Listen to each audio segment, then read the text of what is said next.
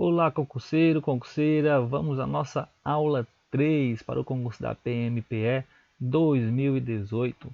Aula de hoje sobre a insurreição pernambucana, que é uma exigência do edital.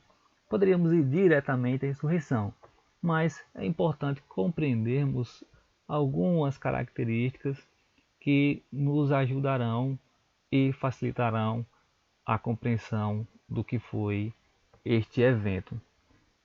E o primeiro deles é a contextualização, mais especificamente sobre o caráter internacional que envolvia Portugal, Espanha e Holanda.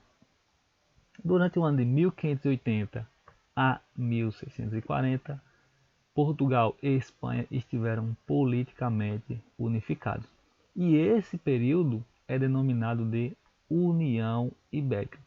E exatamente nesta época em que Portugal e Espanha estão unificados, que ocorre a invasão dos holandeses a Pernambuco, em 1630. Vamos observar esse mapa e aqui no canto esquerdo percebemos que Portugal e Espanha estão nesta península denominada Península Ibérica.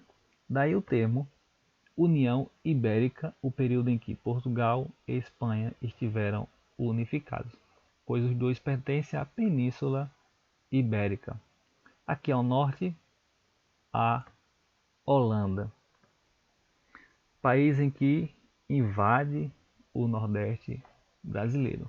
Mas qual a relação entre Portugal, Espanha e Holanda que envolve o Brasil? Vamos, portanto, atentar a estas características. Contextualizando primeiro Portugal. No ano de 1578, o rei português Dom Sebastião morre em uma batalha no norte da África. Seu tio-avô assume o trono, mas falece em 1580. Se o rei morre em 1578 e é preciso assumir o trono seu tio-avô, é sinal de que não havia nenhum descendente para assumir o trono. Estando já em uma idade avançada, aos 70 anos, seu avô falece, o que ocasiona uma crise na sucessão do trono em Portugal. Daí que vai entrar o rei da Espanha nessa história. O rei da Espanha, Felipe II, candidata-se está entre aspas, porque não é exatamente uma candidatura como nós conhecemos, mas ele se impõe, né, entre os pretendentes ao trono e assume o reinado de Portugal. Portanto, o rei da Espanha unificará Espanha e Portugal em um reinado. Desta forma, uniu os dois reinos sob sua administração. Portanto, o rei espanhol Felipe II passa a administrar também Portugal. Consecutivamente, a colônia Brasil está sob a administração também do governo espanhol, iniciando desta forma o período denominado União Ibérica. Mas e a Holanda? Como que ela está relacionada a isso? A Holanda ela era uma colônia espanhola que estava em guerra com a mesma pela sua independência. Portanto, em relação à Espanha, os holandeses eram inimigos.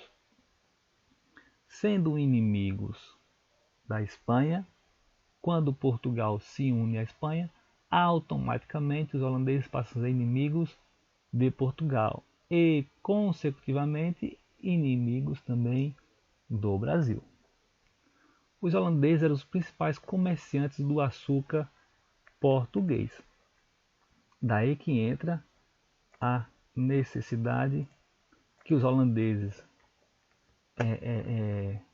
desejaram e invadiram o Nordeste brasileiro, pois eles eram os comerciantes do açúcar português na Europa. Ou seja, em relação aos portugueses, os holandeses eles eram aliados.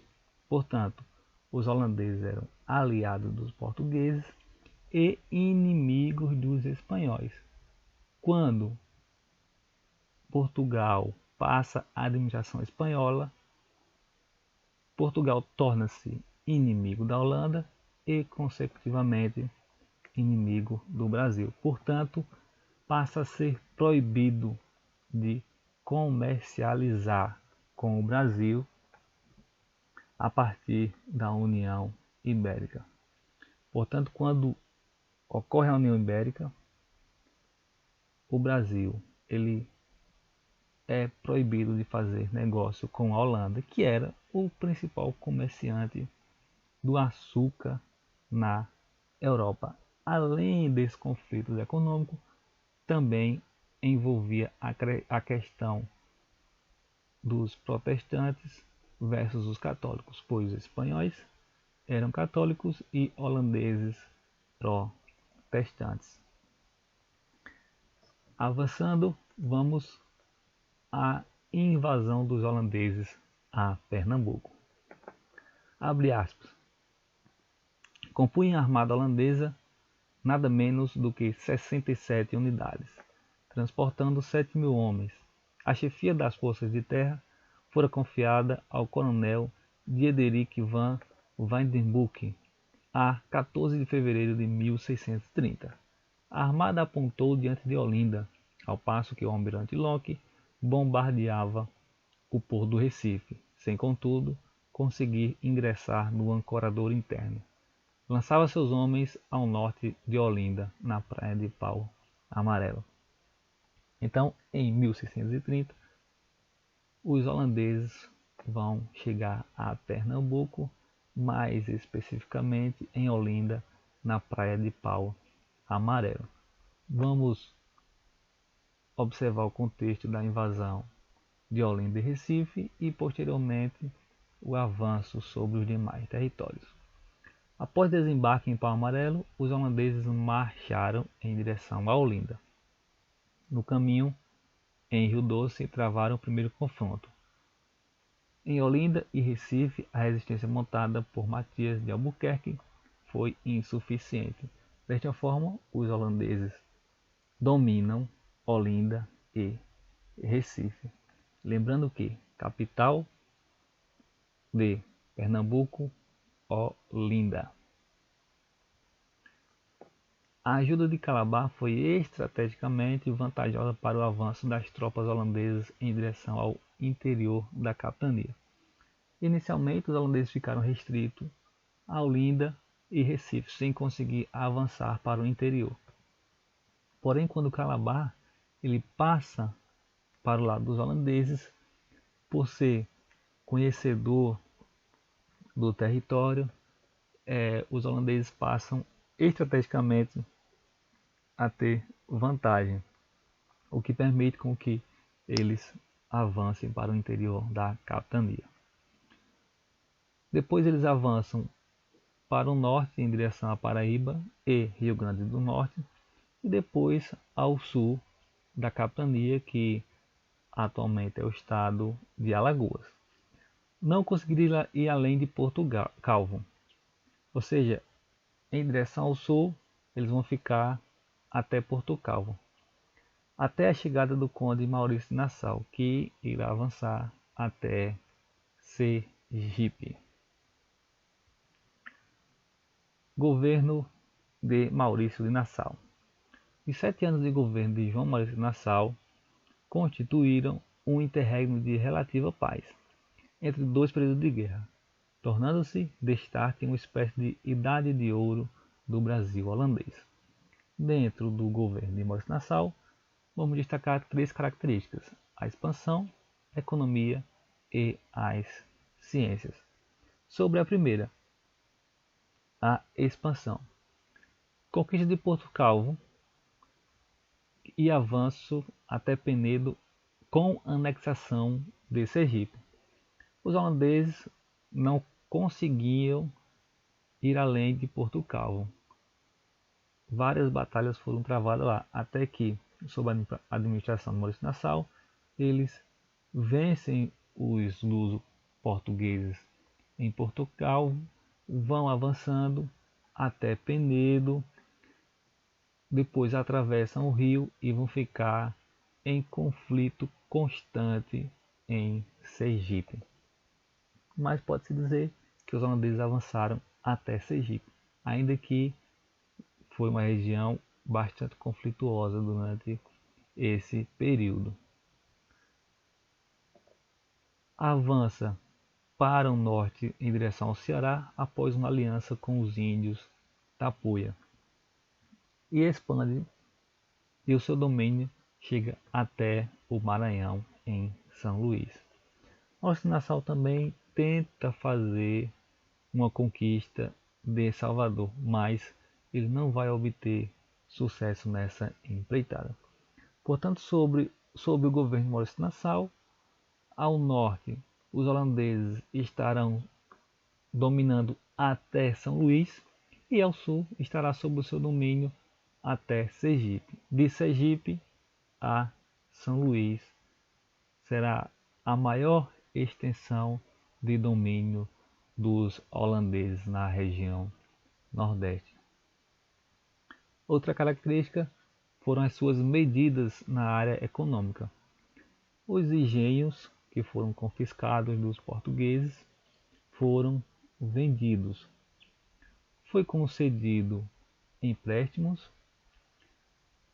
foi mantida a mão de obra escrava e alto investimento na urbanização do Recife. Olinda era a capital, mas Maurício Nassau vai escolher Recife como um local para sediar a sua administração, o que vai surtir efeitos posteriores. Mas nesse momento Olinda continua sendo a capital, mas Recife passará por um grande processo de urbanização, construção de prédios, pontes, várias obras públicas. E a outra característica, no campo científico, o próprio Maurício Nassau custeou uma comitiva de cientistas e pintores com o objetivo de documentar as características da colônia. Em todo o resto do Brasil, foi preciso esperar o fim do século XVIII e a vinda da corte portuguesa para que se fizesse coisas desse gênero. Terminando essas três características, agora vamos à insurreição pernambucana, que é a exigência do edital. Por isso vamos atentar a ela de forma mais detalhada. As características anteriores foram apenas para você se situar e se contextualizar no tema. Insurreição pernambucana. Ela se inicia em 1640 e encerra-se em 1654, quando os holandeses se rendem definitivamente. A insurreição pernambucana também pode ser denominada de Guerra da Liberdade Divina. Então, se na prova tiver este termo, Guerra da Liberdade Divina, está se referindo à insurreição pernambucana. O Conde Maurício Nassau é substituído por uma junta composta por 3 membros do Alto Conselho. Então Maurício Nassau volta para a Holanda e no governo ele é substituído por 3 membros do Alto Conselho. Inicialmente a coroa portuguesa não apoia os insurretos, pois os holandeses foram seus aliados na restauração. Em 1640, os holandeses, por serem inimigos da Espanha, como eu falei no início da aula, por serem inimigos da Espanha, eles vão apoiar, vão ser aliados dos portugueses nesse processo de restauração da sua independência. Então, pelos holandeses estarem apoiando os portugueses, quando inicia a insurreição em Pernambuco, a coroa ela não vai dar o apoio aos insurretos. Então, vamos às características desse período da insurreição pernambucana. E a primeira delas é o período pós-Nassau. Depois que aquele senhor Nassau retirou-se de lá, nada andou bem. A comunidade definha, as finanças estão arrebentadas e o comércio agonizando. Tudo desmantelou-se e caiu em desordem. Insatisfeitos com as medidas adotadas pela junta que substituiu o conde Nassau, dentre elas a cobrança dos empréstimos, os colonos rebelaram-se contra o domínio holandês e busca o apoio da coroa portuguesa, o que inicialmente ela não faz, não apoia esse levante dos brasileiros ou dos portugueses do Brasil ou dos luso-brasileiros. Quem vai dar esse apoio vai ser o próprio governo geral no Brasil, mas não a coroa.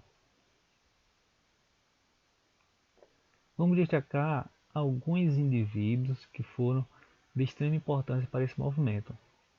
Indivíduos que se destacaram no movimento da insurreição, que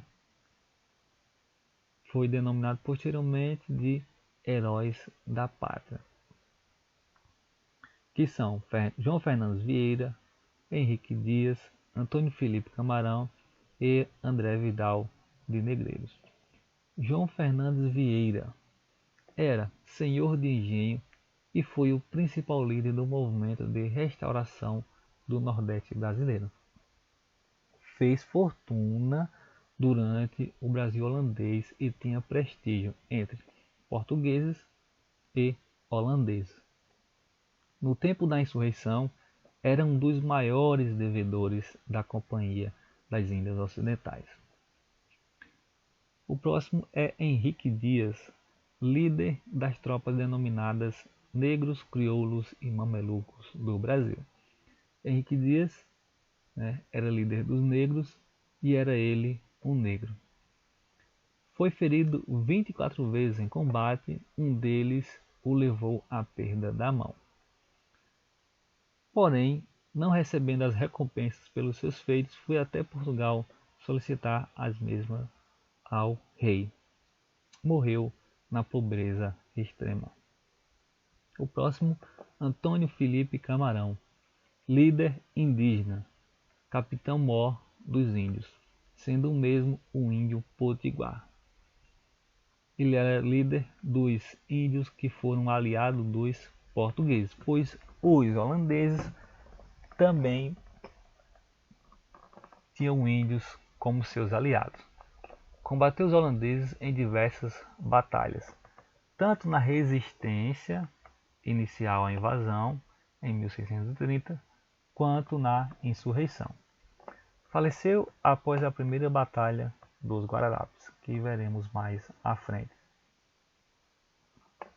André Vidal de Negreiros resistiu às incursões holandesas desde 1924, que é a incursão que ocorre na Bahia, e não aceitava o governo holandês no Nordeste brasileiro. Não acatou as ordens da coroa portuguesa para retirar suas tropas de Pernambuco e conduzi-las à Bahia no início da insurreição. Como a coroa portuguesa no início não apoiou a insurreição, ela ordenou que aqueles rebelados fossem para a Bahia, onde estava sob a administração portuguesa. Entretanto, André Vidal Negreiros não acata essas ordens da coroa. E disputou a liderança do movimento com João Fernandes Vieira. Os dois líderes, dentre os que se destacam, temos quatro, e dos quatro, os dois que mais se destacam, João Fernandes Vieira e André Vidal de Negreiros. Sobre os conflitos, as batalhas entre os portugueses e holandeses, vamos destacar quatro: a das Tabocas, a de Casa Forte e as duas que ocorreram em Guararapes. Os conflitos entre os holandeses e luso-brasileiros foram diversos. Alguns, devido às proporções e circunstâncias, são considerados mais relevantes para o contexto da insurreição. O confronto ocorreu no Monte das Tabocas em 1645, atual município de Vitória de Santo Antão. Foi o primeiro conflito vitorioso de proporções para a restauração do território português. Usando a tática de emboscadas, os luso-brasileiros atraíram os holandeses para o monte, que apesar de tecnicamente melhores equipados, não resistiram ao conflito, fugindo ao cair da noite. No quesito técnico-militar, os holandeses estavam mais equipados. Porém, as circunstâncias que, pela tática de emboscada e pela característica geográfica do local, os portugueses encurralaram os holandeses, esses acabaram perdendo essa batalha. Essa vitória para os portugueses foi importante para a continuação dos planos de expulsão dos holandeses e a busca pelo apoio da coroa portuguesa, pois até então a coroa portuguesa não estava apoiando essa insurreição. O segundo é a Batalha de Casa Forte, que é um conflito que ocorre no engenho Casa Forte, poucos dias após a Batalha das Tabocas. Após a derrota na luta em Tabocas, a caminho do Recife, os holandeses tomam posse do citado engenho Casa Forte. E nesse engenho, os holandeses vão aprisionar as mulheres. Então, se na sua questão tiver alguma alternativa falando sobre o aprisionamento das mulheres pelos holandeses, foi no engenho Casa Forte que deu o nome ao conflito de Batalha de Casa Forte. Em qual batalha as mulheres foram aprisionadas pelos holandeses? Batalha de Casa Forte, que foi uma batalha que ocorreu após a Batalha das Tabocas, pois os holandeses eles estavam regressando ao Recife. A tropa luso-brasileira vence as suas holandesas, fazendo os mesmos prisioneiros e levados à Bahia. Os que sobreviveram foram feitos prisioneiros e levados para a Bahia. E as próximas duas batalhas, que são as que vão encerrar, né, as grandes batalhas, que ocorrem no Monte dos Guararapes, próximo a Recife, e serão dois conflitos. O primeiro em 1648, que ele vai ocorrer após a chegada dos reforços holandeses. Os mesmos tentam retomar o interior da capitania. Por meio de emboscadas, foram atraídos para uma passagem estreita entre o morro e o mangue, onde foram derrotados. Quando os reforços chegam da Holanda, os holandeses eles se sentem em melhores condições, né? Eles acreditavam que iriam conseguir retomar o interior da capitania que já havia sido perdido para os portugueses. Porém, usando da mesma tática, os holandeses vão ser encurralados e serão derrotados. O segundo conflito é em 1649, também no Monte dos Guararapes. Os holandeses tentam uma revanche e partindo novamente para os Guararapes, mas são novamente derrotados. Nas duas batalhas, os holandeses contavam com o maior número de soldados e melhores equipamentos de guerra. Porém, as táticas dos portugueses, luso-portugueses, brasileiros, trouxe grandes vantagens, né, nessas lutas. E praticamente vão encerrar o domínio holandês no interior da capitania, porque após a segunda derrota em Guararapes, os holandeses ficam confinados no Recife. Então eles ficam encurralados no Recife, até chega um momento, em 1654, que eles percebem que não tem mais condição de lutar, então se rendem. E quais as consequências dessa invasão holandesa e expulsão dos mesmos da capitania de Pernambuco e do Nordeste brasileiro? Na área econômica, a expulsão foi negativa para a economia açucareira. Inicialmente, devido à grande quantidade de engenhos danificados, em consequência da guerra.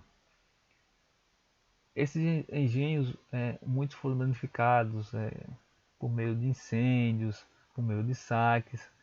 Quando os holandeses saíam dos engenhos, as lavouras eram queimadas, assim como quando os portugueses saíam dos engenhos, eles também danificavam. Então, sucessivos anos de guerra deixou esses engenhos muito debilitados para produzir. E posteriormente pela concorrência do açúcar das Antilhas, implantado pelos holandeses expostos no Nordeste, pois os mesmos tornaram-se sabedores das técnicas de produção do açúcar e implantaram o sistema açucareiro na América Central. Então essa crise ela vai ser agravada quando os holandeses se estabelecem na América Central e implantam um sistema produtor de açúcar aos moldes do que ocorria no Nordeste brasileiro. E a consequência é o fim do chamado ciclo açucareiro no Brasil colônia. Depois da insurreição pernambucana, a expulsão dos holandeses, o açúcar ele entra em decadência e encerra o seu ciclo. No final do século XVII, será descoberto o ouro, e dessa forma inicia um novo ciclo, que é o ciclo do ouro. Em 1661, portugueses e holandeses realizam um acordo de paz, conhecido como Paz de Haia, em que os holandeses são indenizados pelos prejuízos que eles tiveram com a insurreição. Encerramos assim a aula sobre a insurreição pernambucana, o seu contexto, os holandeses, e vamos a uns exercícios de fixação. O primeiro deles foi uma questão da PMPE 2009. Maurício de Nassau chegou a Pernambuco em 1637, pretendendo pacificar a região e governar com colaboração dos luso-brasileiros. Sobre o governo Nassau, analise as proposições abaixo. Você pausa o vídeo e analisa a questão. Dando continuidade agora, vamos ler as alternativas. Fundou no interior da capitania o Arraial do Bom Jesus, para concentrar a resistência holandesa e, usando a tática de guerrilha, minar a resistência dos pernambucanos. 2. A Companhia das Índias Ocidentais concedeu créditos aos senhores de engenho para o reaparelhamento das propriedades, a recuperação dos canaviais e a compra de escravos. 3. Nassau estimulou a vida cultural e investiu em obras urbanas nos domínios holandeses. A cidade do Recife foi beneficiada com a construção de casas, pontes e obras sanitárias. Embora o objetivo dos holandeses fosse o de expandir sua fé, o luteranismo, outras religiões foram toleradas, exceto o judaísmo. Vamos começar pela alternativa 4, que é a mais absurda de todas, pois é bastante claro que o objetivo dos holandeses não foi expandir a sua fé. Nem eles eram luteranos, pois eles eram calvinistas. E não existiu exceto. Todas elas foram toleradas, inclusive o judaísmo. Portanto, essa aqui é a mais absurda. Olhando para as alternativas, já eliminaríamos a letra D e a letra E. 3. Nassau estimulou a vida cultural e investiu em obras urbanas nos domínios holandeses. A cidade do Recife foi beneficiada com a construção de casas, pontes e obras sanitárias. Alternativa correta. A Companhia das Índias Ocidentais concedeu crédito aos senhores de engenho para o reaparelhamento das propriedades, a recuperação dos canaviais e a compra dos escravos. Alternativa também correta, pois posteriormente é a cobrança severa, desses empréstimos que irá ocasionar a insurreição pernambucana. 1. Fundou no interior da capitania o Arraial Bom Jesus. Errado, pois o Arraial do Bom Jesus não foi fundado pelos holandeses, mas foi um local de resistência dos luso-brasileiros. Então, quem estava nesse local resistindo eram os luso-brasileiros. Temos, portanto, um errado. Desta forma, alternativas 2 e 3 apenas estão corretas. Vamos à próxima alternativa. Os holandeses invadiram Pernambuco com firme propósito de apossarem de suas riquezas. O que os guiou foram a cobiça e as intrigas políticas, o olho grande das nações europeias, procurando acumular riquezas e consolidar interesses. Sobre a realidade apresentada no texto, assinala a alternativa correta. Os holandeses permaneceram em Pernambuco até o final do século XVII. Alternativa incorreta, pois não foi até o final, foi aproximadamente a metade do século, pois em 1654. A presença holandesa no Nordeste restringiu-se a Pernambuco. Incorreta, pois como vimos, ela vai ao norte se expandir até São Luís e ao sul até Sergipe. O governo de Maurício Nassau foi muito bem avaliado pela Companhia das Índias Ocidentais. É preciso ter cuidado com essa alternativa. Vamos observar as outras. Com a invasão, o interesse econômico maior dos holandeses era o acesso ao lucrativo comércio de açúcar. Alternativa interessante também.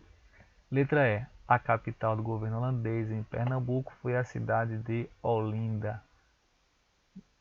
Não, a capital será transferida para o Recife. Então, Maurício de Nassau irá se instalar no Recife. Ficamos com a alternativa C e D. Apesar de parecer estranho, o governo de Maurício Nassau não foi bem avaliado pela Companhia das Índias Ocidentais. Foi por isso que ele foi chamado novamente à Holanda, pois a Companhia das Índias Ocidentais não estava avaliando bem o seu governo. Temos, portanto, a alternativa correta, letra D. Com a invasão, O interesse econômico maior dos holandeses era o acesso ao lucrativo comércio do açúcar. Desta forma, encerramos mais uma aula. O pessimista vê dificuldade em cada oportunidade. O otimista vê oportunidade em cada dificuldade. O conteúdo dessa aula, esse material, ele pode ser baixado gratuitamente, tanto no link na descrição, quanto no blog. Próxima aula, Guerra dos Bárbaros. Não perca, inscreva-se, bons estudos e até a próxima.